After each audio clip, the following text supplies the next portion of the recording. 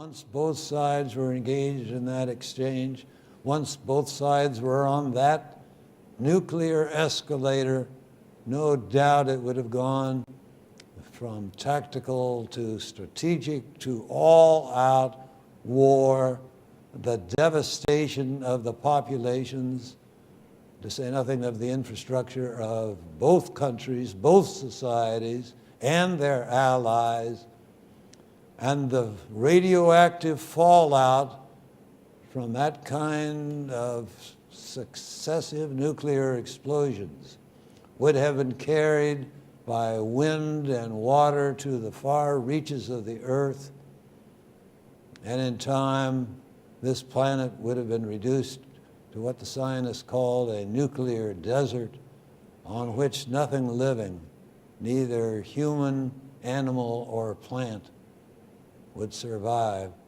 for many years to come.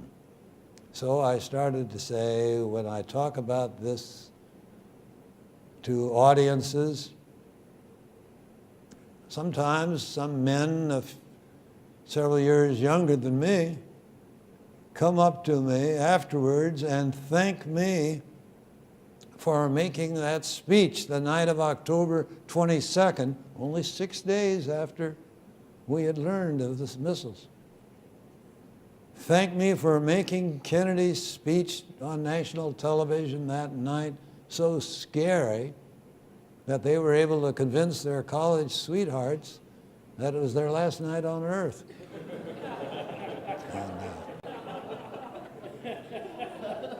In any event, Khrushchev was surprised by the determination of Kennedy's response, was not certain how to proceed. At one point, he sent a Soviet air cargo plane, 2 of them, I believe, but they needed landing and refueling rights somewhere in West Africa. And they selected 2 West African countries not particularly friendly to the United States, Guinea and Senegal. And both countries, after Kennedy's speech and Stevenson's presentation to the United Nations, refused to permit those Soviet planes, cargo planes, landing and refueling rights. And that was a sharp notice to Khrushchev that maybe what he would later call his reckless gamble was not paying off. And B, it was a reminder to all of us in the White House that there is something to be said for winning international opinion and respect. In those days, the United States of America and John F. Kennedy were known because we stood for peace around the world, because we stood for reconciliation, if you will, and that made us a lot safer country than we are even today, when for many years we've been paying very little attention to world opinion or even to the United Nations and international law. But Kennedy believed, which is why we went to the UN and why we did not commit a violation of international law through a blockade. And then finally, we come to the end of those 13 crucial days. We received on Friday evening, October 26th, and that's the only 2-week period in my entire life that I can tell you what day of the week something particular happened. We received a letter from Khrushchev through a back channel, which is an interesting story in itself. If we have time for some questions afterwards, I'll tell you about it. And that letter had a lot of threats, had a lot of denials on his part, and it also contained in at least some hints, which I interpreted as hints that the Soviet Presidium chairman was looking for a way out, or would at least welcome a face-saving way out. We met the next day, Saturday, the 27th, the penultimate day of the crisis, and a turning point in the history and maybe even in the life and survival of the world as we know it. It didn't start well. At our first meeting in the morning of Saturday, our briefing from the CIA contained some bad information. Number one, this time the Soviet vessel closest to the blockade was accompanied by a submarine, indicating that perhaps they intended to shoot their way through it. Only much later did we find out that that submarine had nuclear torpedoes, which we had never heard of.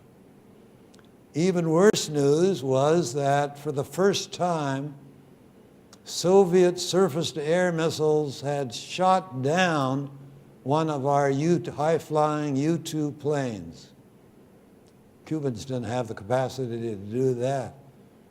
And earlier in the week, the military, frustrated that Kennedy had not taken their advice, had insisted that Kennedy agree that our group, the so-called EXCOM, Executive Committee of the Security Council, agree that if a U-2 were ever shot down, we had to have that information. We couldn't go blind.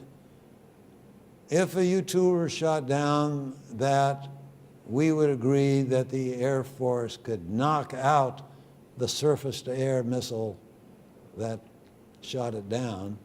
And they already were pressing Kennedy to do that, and he said, let's wait and see how this correspondence turns out.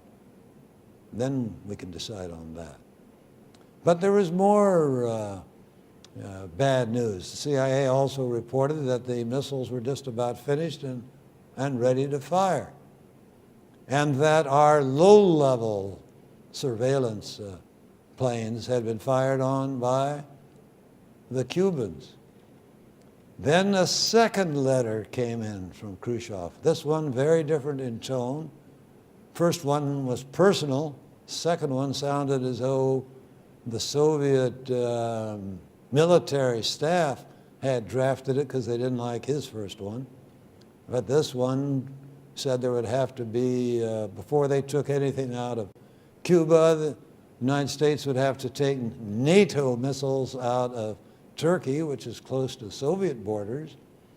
And they, of course, knew that the United States couldn't do it on its own and couldn't do it quickly.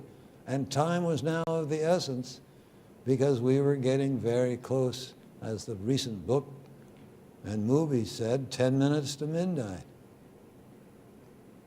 And we began to discuss around the table whether to answer the first letter or the second letter and how to answer them. And just then, another message comes in from the Pentagon. A U.S. Air Force plane based in Alaska had been sent out to conduct air samples because we wanted to find out if the Soviets were testing their nuclear weapons. Truth of the matter is, we were testing our nuclear weapons. That's how close both sides were. This plane, the navigational controls had malfunctioned, and by accident it had flown over Soviet Siberia instead of neighboring Alaska. Hard to know how that happened when you're at the North Pole. There's only one direction to go.